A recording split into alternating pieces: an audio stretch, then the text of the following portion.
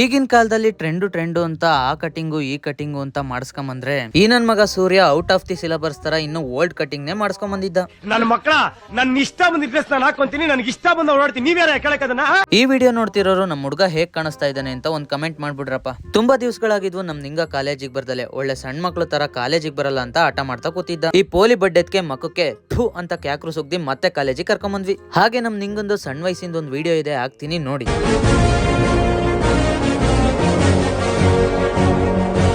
ಇಂತಹ ಚುರುಕು ಬುದ್ಧಿಯುಳ್ಳ ಹಲವಾರು ಮಕ್ಕಳು ನಿಮ್ಮ ಸುತ್ತಮುತ್ತ ಇದ್ದೇ ಇರ್ತಾರೆ. ಸಾಧ್ಯವಾದಷ್ಟು ಅವರನ್ನೆಲ್ಲ ಶಾಲೆಗೆ ಕಳಿಸುವ ಪ್ರಯತ್ನ ಮಾಡಿ.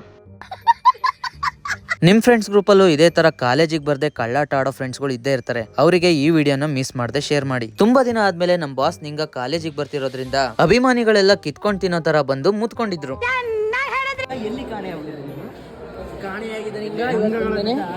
ಕಾಣೆಯಾದ ನಿಂಗ ಇವತ್ ಬಂದಿ